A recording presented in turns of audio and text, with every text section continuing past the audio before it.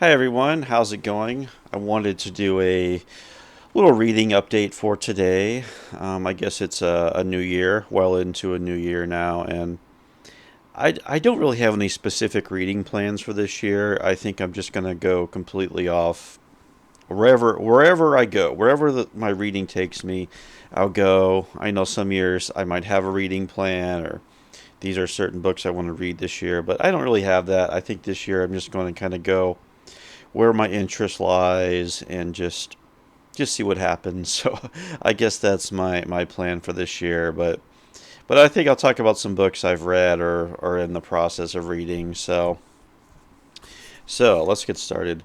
I'll start out with Cycle of the Werewolf by Stephen King. This was one of the shortest books Stephen King has published, and really a book that you could probably read in one sitting. This is a werewolf story. It's more like flash fiction. Really, this book is almost like an experiment where this is published in the mid 1980s, where King was putting out so much work during that time.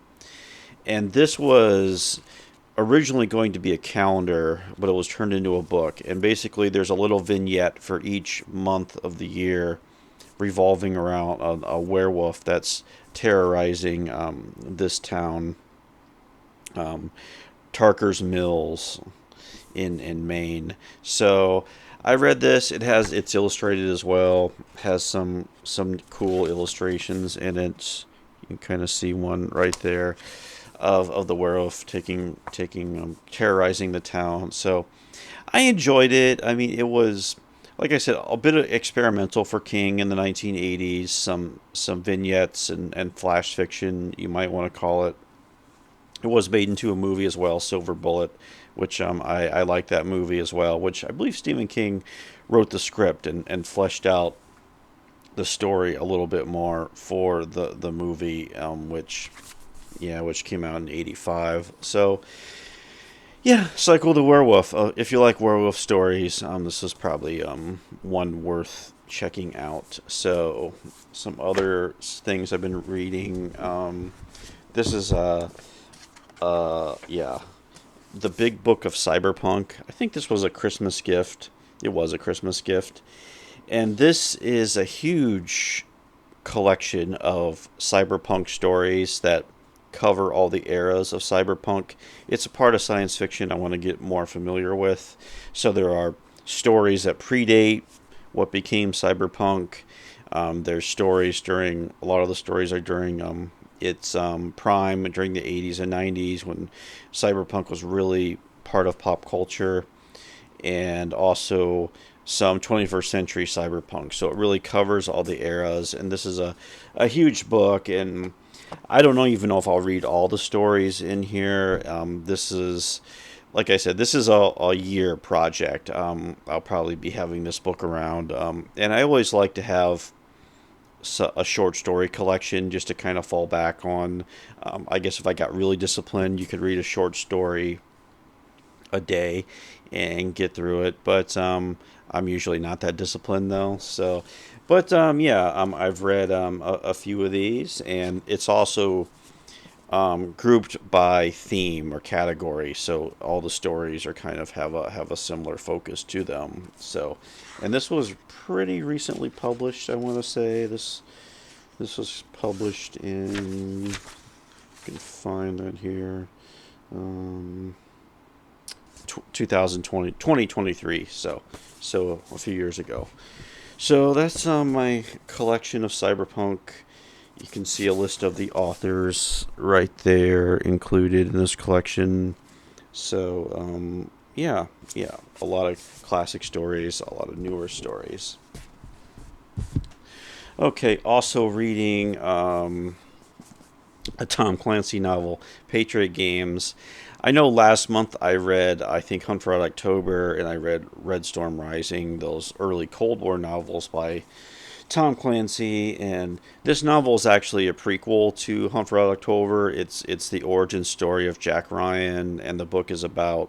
It starts out where he is a young professor when the book starts out, and who's being recruited by the CIA, and he stops an assassination attempt, or foils an assassination attempt, in while he's visiting London, which was the a radical faction of the IRA. This is during the time of the Troubles in Ireland. So this book deals with terrorism. It deals with Irish politics and IRA. I am curious to see how this book handles like that complicated politics of the Troubles.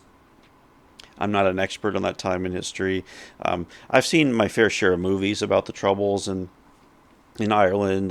There was in the 80s and especially the 90s, there were a lot of movies coming out that were about Ireland and what was the conflicts happening there. So it would be curious to see where this book comes down on all this. It was also made into a movie when Harrison Ford took over the role. My memories of the movie are it's okay. It's not as good as Red October.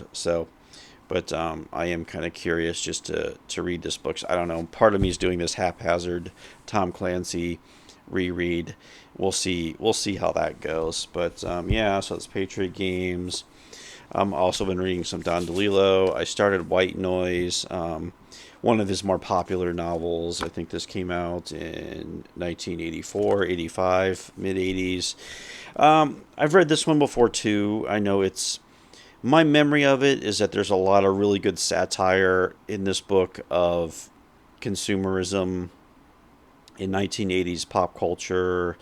And yeah, so there's a lot of that. And like I said, this might be his most well-known book, but I'm a few chapters in, and yeah, it's pretty funny. Like I was already kind of chuckling a bit. The novel, the protagonist of the novel is a professor of Hitler studies, and the book starts out where it's, I guess, the start of fall semester, and the professor is watching all the parents dropping off their kids at the school, and which I've witnessed that many times, and it kind of hit home there the way DeLillo described it. This is from like the first page.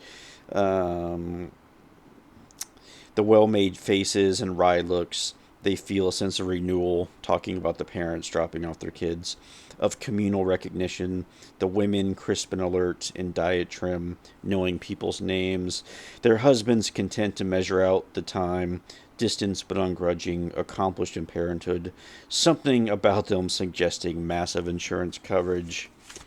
This assembly of station wagons, as well as anything they might do in the course of the year, more than formal liturgies or laws, tells the parents they are a collection of the like-minded and the spiritually akin, a people, a nation. So yeah, a lot of college satire in the book as far as academia satire. So yeah, reading White Noise. I might come back and do a more in-depth review of that one probably.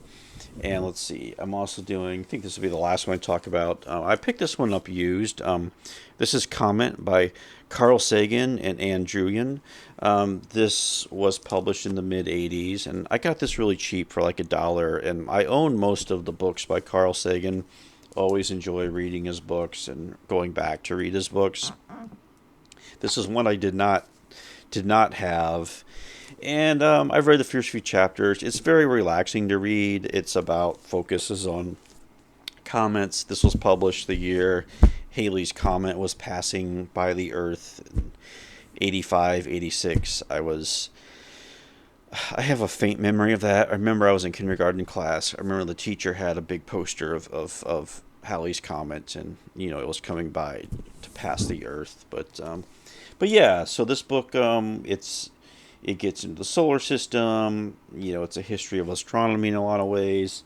The book is formatted just like that hardback of Cosmos, so there's a lot of illustrations and things like that in the book.